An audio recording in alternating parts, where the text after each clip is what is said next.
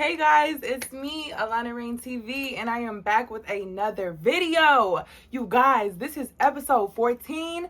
This is the second to last episode of the series. So if you made it this far, you guys lock in. It's getting juicy. So I have to say sorry, so sorry guys for taking such a huge break, because I know you guys are invested in the story, just as invested as I am, okay? So I did take a bit of a break, guys, but I am back. I am about to drop episode 14, which is this episode, and the finale is going to be next episode. That's all dropping this week, guys. So with that being said, like this video, subscribe to the channel, share it with a friend, and let's jump straight into this video. All right, so you guys remember how I was telling you how Cam and Regina's relationship started to get really rocky. They started to argue and get into it and all that good stuff, bad stuff. Yeah. So let's get into when this stud named Capri moved on to our landing. Capri is going to come into play a lot in the rest of this story. So by this point of the story, if I haven't mentioned already, Kayla moved over to our wing, but not our wing. She was in our building, but she was upstairs. Upstairs building was not shared with downstairs. We already mentioned that, guys. So Kayla is now upstairs. Remember that, guys. And I think I mentioned that last episode when I told you guys how they busted in the room upstairs, and Kayla told us her POV and all that good stuff, whatever. So let's get into Capri real quick. So Capri was this young stud who ended up moving on to me and Regina's landing. And I want to say around this time, like I said, it was only me, Regina, Alexis, and Kayla at this time left of our little group that we had. So Alexis actually ended up receiving her deportation flight ticket back home paperwork. And what should I call this? Because we all had to get this paperwork at some point. Let's just call it our flight back home information, but it's deportation, whatever. So Alexis ended up receiving her flight information back home. So we were really excited for Alexis, but also kind of salty because Alexis ended up coming to the prison after us. So we were like, how is Alexis leaving out of here before we are? Like, this is not making sense. But neither here nor there. We were happy that our girl was getting to go back home. So that happened. We weren't sure exactly when she was actually going to be headed out, but we just knew that she had her paperwork. So keep that in mind. So at this time, I'm trying to figure out, was Alexis still here when Capri moved on to the landing? I don't know. I don't remember. But anyways, so Capri was this stud girl that moved onto the landing. She was a black girl, brown skin, whatever. So every time, like I'd say every day, after Capri had moved onto the landing, I'd always see Capri in passing. She'd always kind of look into my room, because her room was down the hall from mine. So every time, or no, I'm sorry, she had came onto the landing, I guess, with someone that she was really close friends with. So it was like an older, really thick black girl. So it was Capri and this black girl. They were like at each other's shoulder. You would think that they were siblings, the way that they were always under each other. So that girl's room was down my hall and Capri was down the other hall. So a lot of the times Capri would be passing by my room door to go see that girl. So it was just noted. So kept seeing Capri. Every time she walked by my room, she'd always look in my room, look at me and smile. And I was just like, this girl, she's been peeping us for the longest. Like, she's been peeping me low key, right? Whatever. So there was just this day where Cam and Regina had ended up getting into it again downstairs at the lunch line, and it was bad. It was really bad. It was like a lot of yelling, screaming, arguing. They almost fought. It was really bad. But Capri happened to be there in our lunch line because she was in our wing, so she would have been down there while we were going down to get lunch. So Capri witnessed all of this. Mind you, Cam and Capri, they had a little bit of a rapport that we found out about another times, but they had a rapport. So when Regina and Cam are getting into it, we don't really know Capri like that, but we're just kind of like, oh snap, like people are witnessing this or whatever, and just whatever.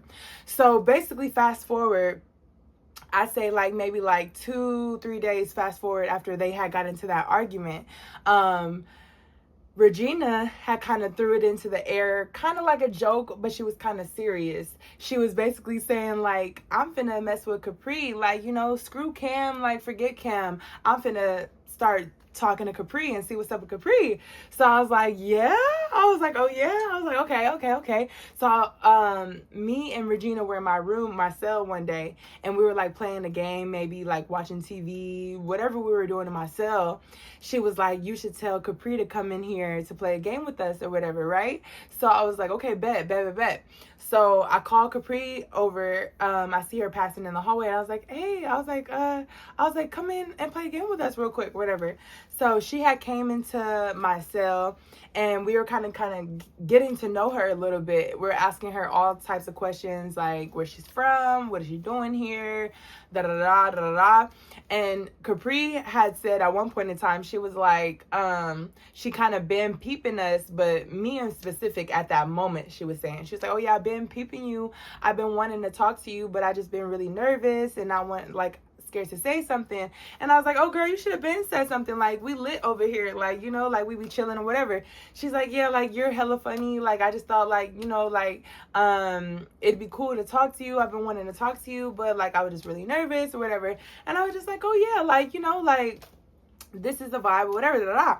So I forget how we got onto the topic, but maybe it was me. I think I might have said something like along the lines of like, my girl Regina is trying to talk to you, or I kind of prompted that in some type of way. I forget how that conversation went, but anyways, I basically told Capri, like, you know, Regina's trying to talk to you, whatever. So Regina ends up coming into the room, and I want to say Capri was basically saying like, oh, I been thought you were cute. Regina was like, oh, well, I thought like, you know, because you knew Cam, that it would be a weird situation. And I know you were downstairs when me and Cam were arguing and getting into it. So I know that's not really a good look. So I didn't really want to approach you now during all this stuff, because I know that you and Cam...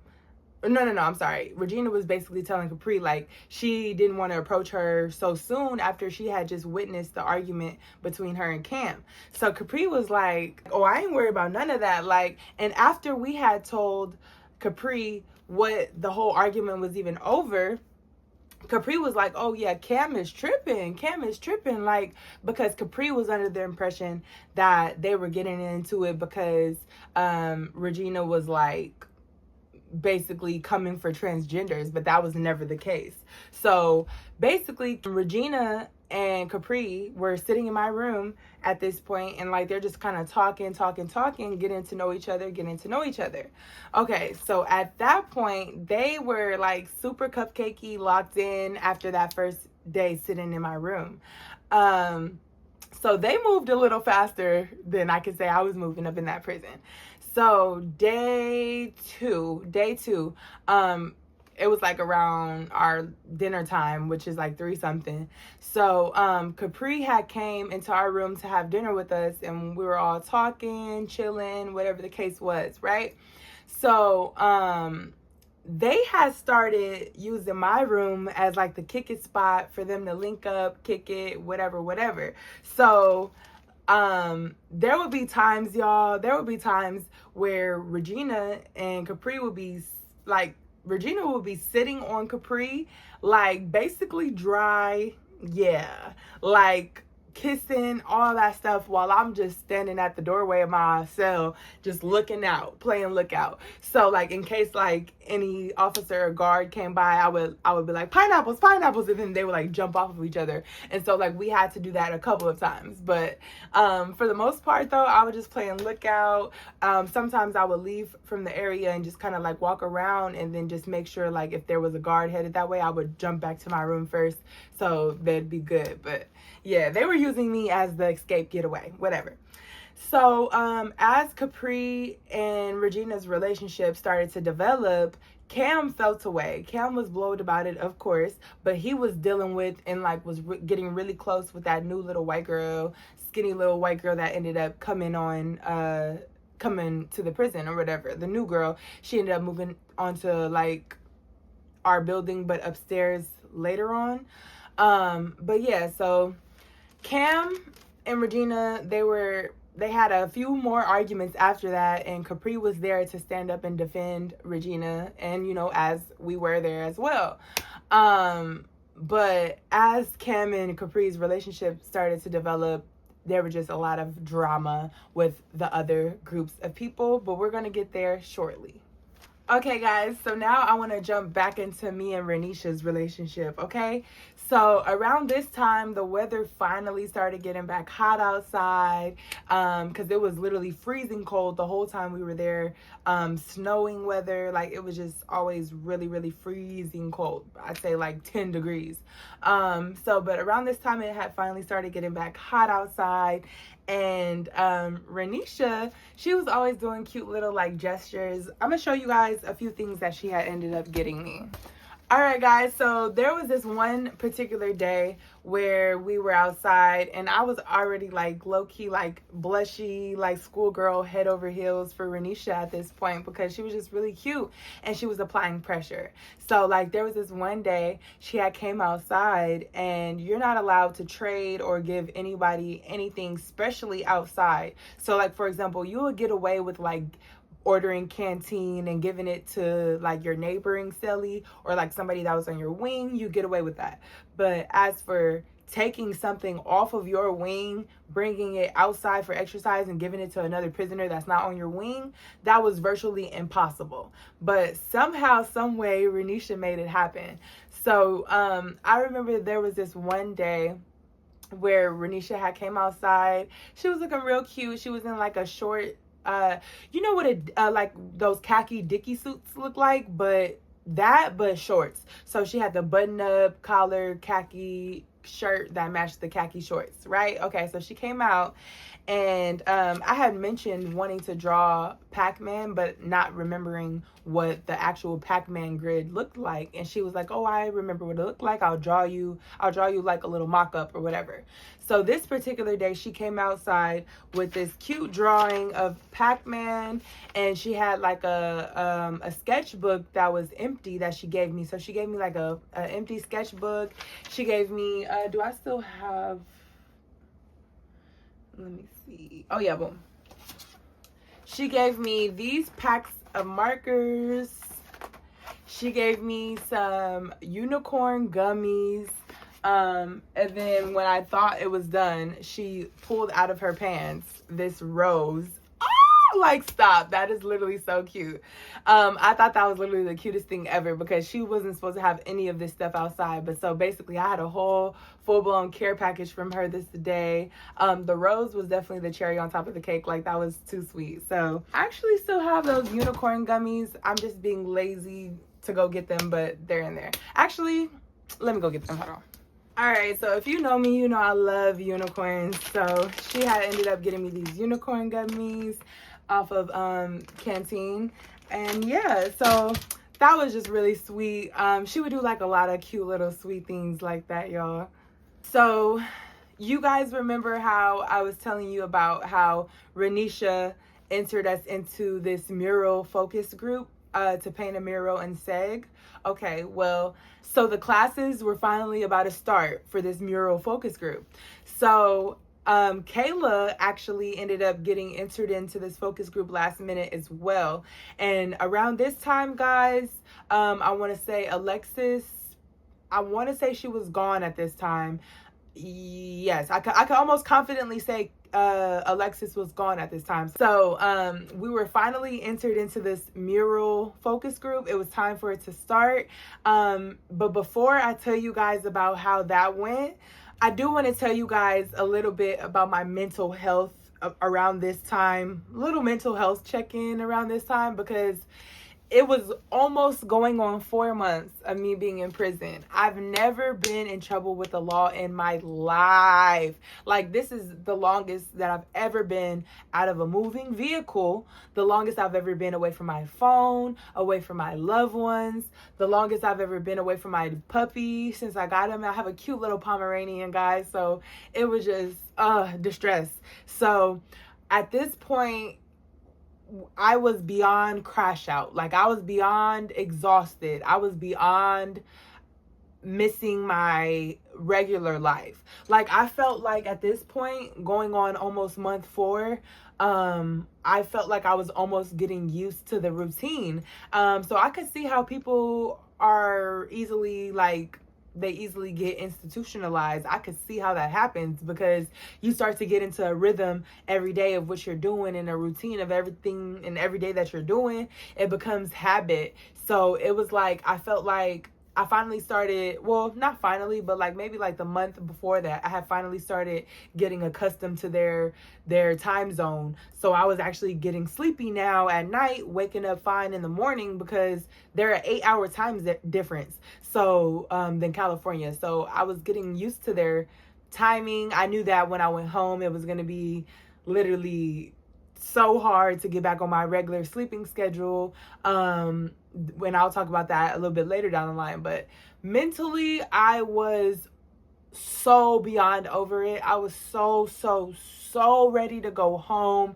I didn't know when I was going to be going home, guys. Like, it was a mess. It was a mess. Like I feel like if I've known the day that I was going to be going home, I feel like I would have been put more at ease. But I knew nothing, guys. I knew nothing. And speaking of knowing nothing, I didn't know where my phone was. I didn't know where my iPad was. I didn't know where anything was. Everything was just kind of floating. I do remember, though, my key worker did end up coming up to me at some point in time, towards the end of my days there.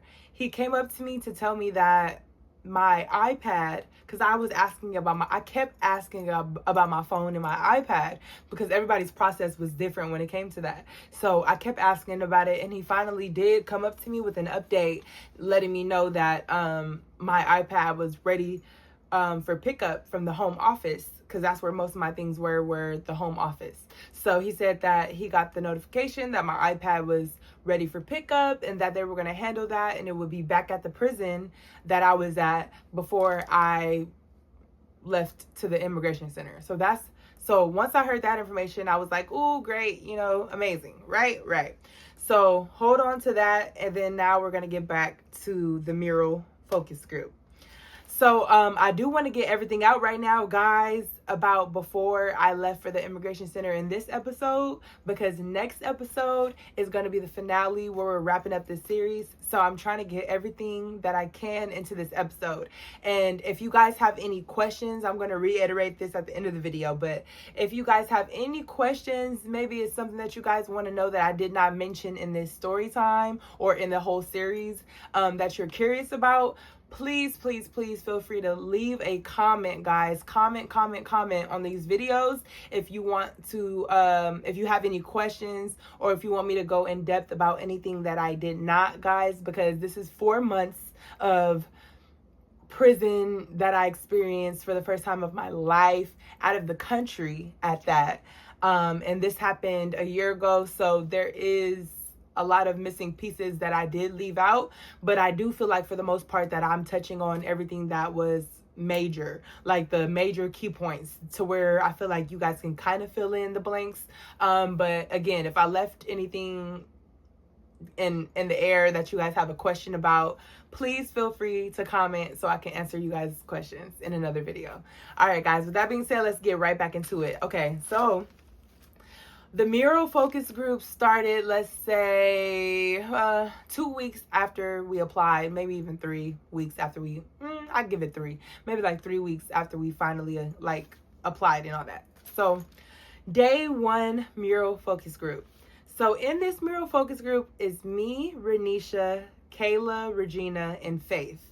Remember, Faith is from the UK. She was a part of Renisha's friend group. So we get to the focus group, Renisha came in kind of late. I tried to save a seat for Renisha. It worked out in my favor, so Renisha ends up coming in. We're sitting by each other. And I kind of want to fast forward this part of the story, guys, because it's not so much huge to go into every detail, but let's just let's just try to quickly go over this mural focus group. So day one, we get there.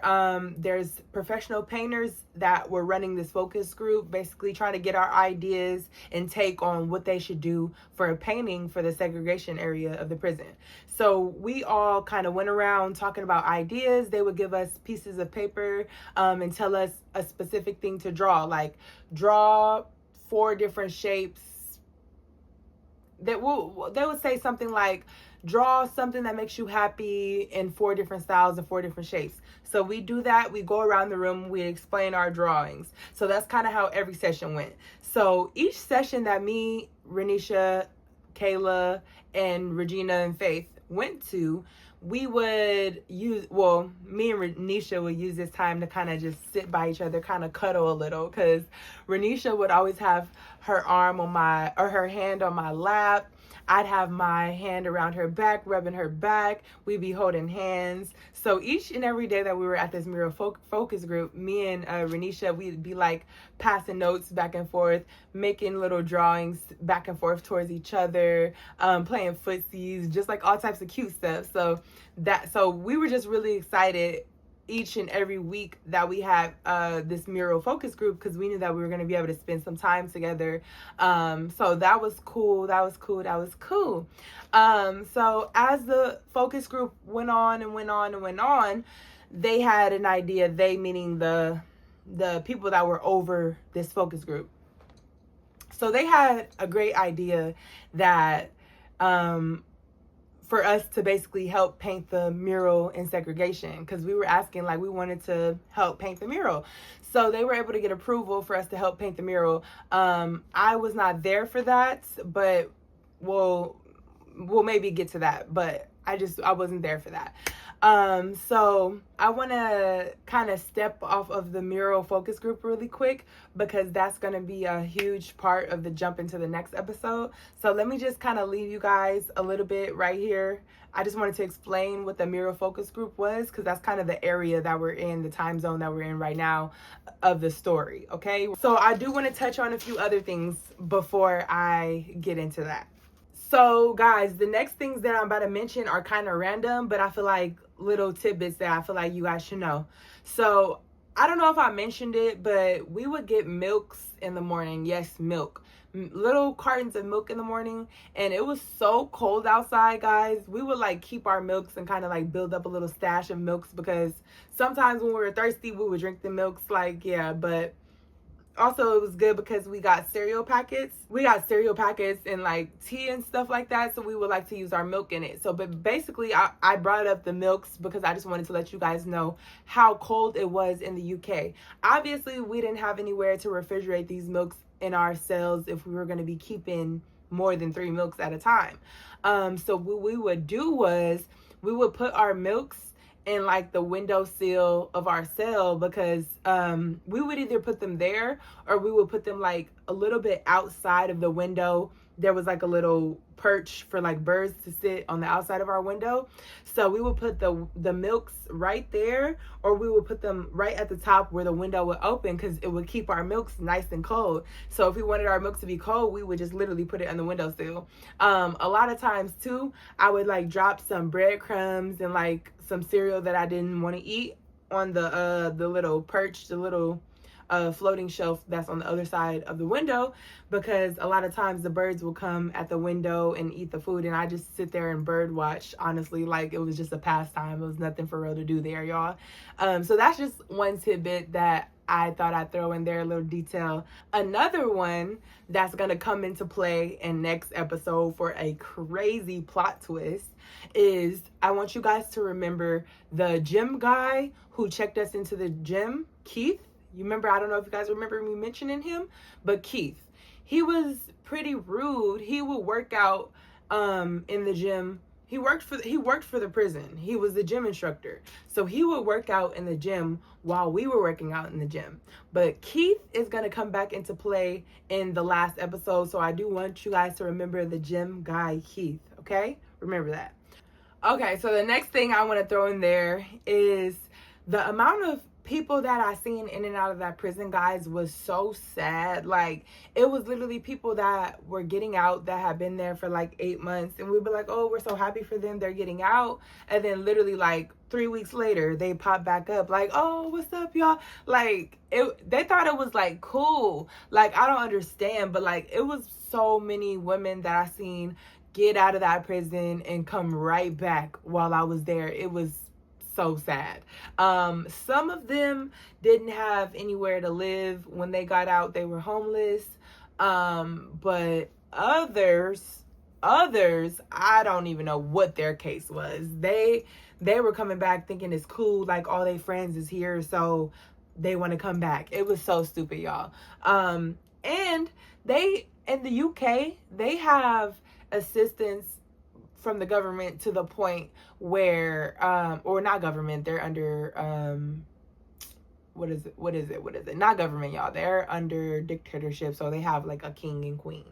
But they have assistance with housing, so much so that, you know how in California we have like Section 8 to get our rent for dirt cheap.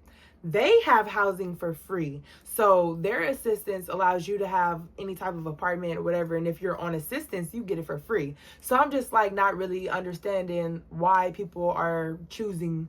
And I say choosing because it is a choice when you are coming back to prison multiple times. So that was insane to see so many people in and out. But that's neither here nor there for me, because you will never see me again. Okay? All right, so now I kind of want to jump back on to talking about Renisha. Now, let me tell y'all, this part that I'm about to tell y'all is very juicy. All right, y'all locked in? All right, let's go. So, you remember how I was telling you guys about that white emo looking chick from reception who used to deal with Renisha, or I don't know, had a crush on her, wrote her a strongly worded letter for dealing with me, whatever. Yeah, okay, so keep her in mind, right? So there was this day that me and Renisha were hanging out.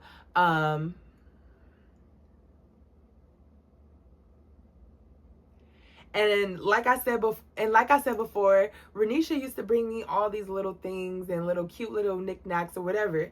So there was this one day where I had ended up making some cookies for Renisha. And when I say making her some cookies, I had ended up getting like these sugar cookies, or not sugar cookies, they were shortbread. I ended up getting shortbread cookies off of the canteen or whatever.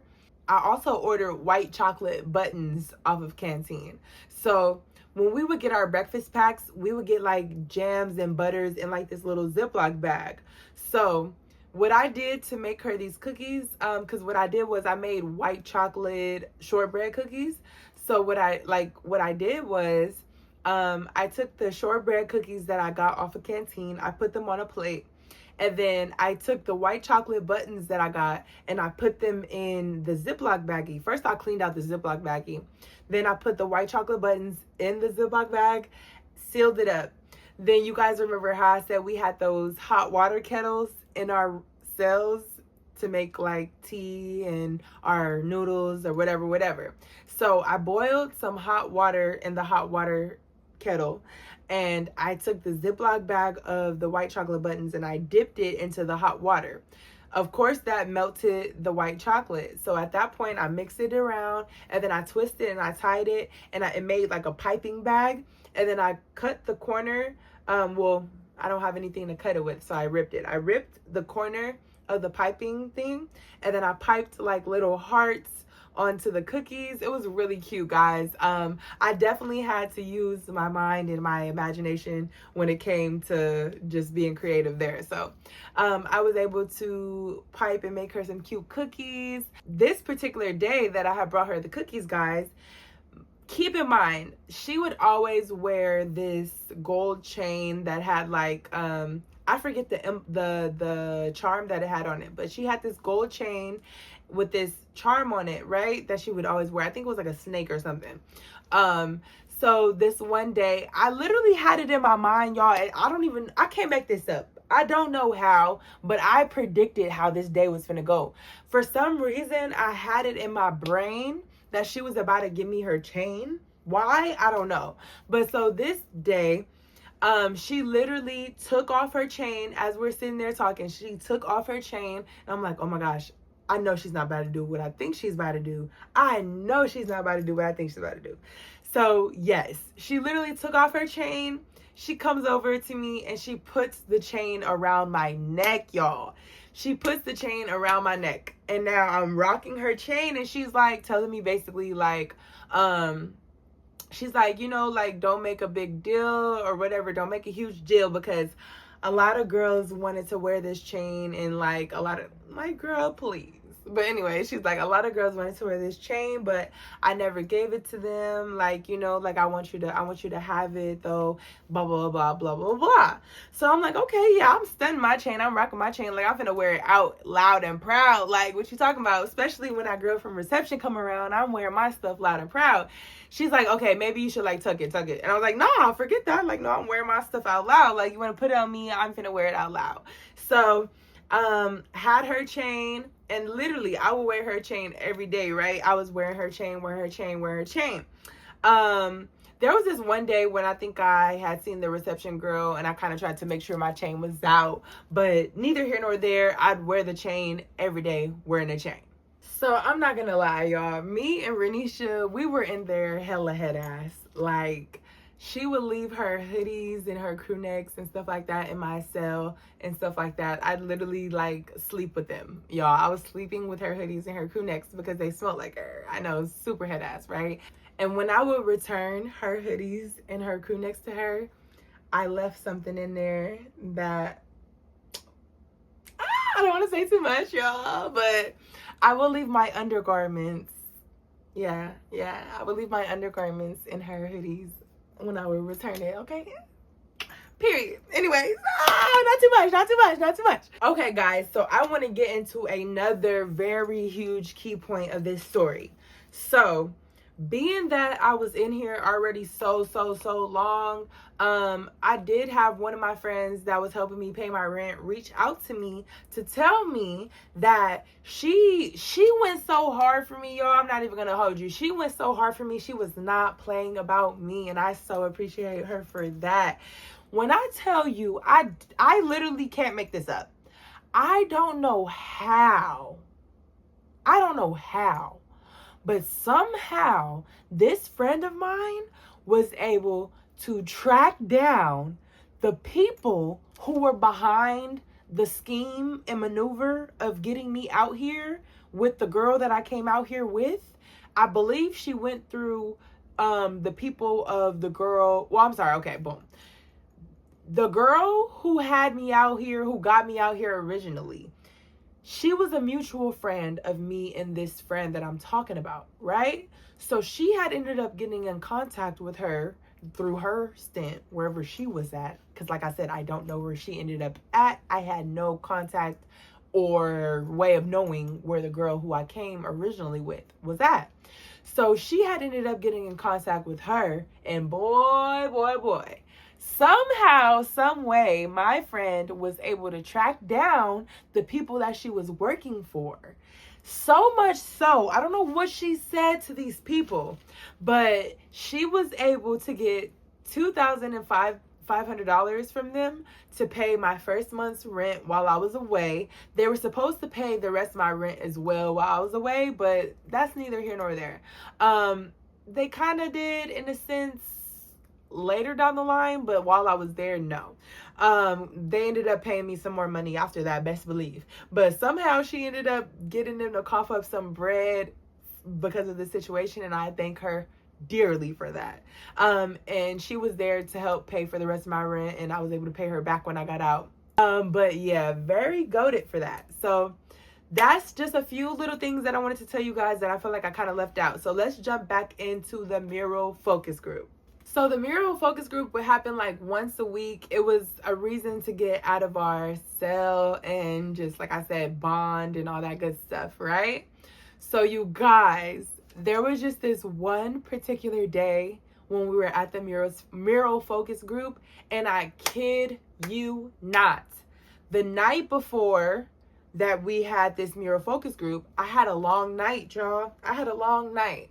I was praying. I was walking around my room. I was like, God, please, I can't do this no more. Like, Lord God, please, like, I need a sign that I'm going to be going home soon. Lord God, I can't do this. And then I kid you not, I cannot make this up. That night, that same night, I had a dream, guys, that when I went to the mural focus group, and this is so specific, guys, like this is super, super specific. So I did not think anything of this. I just know I had this dream.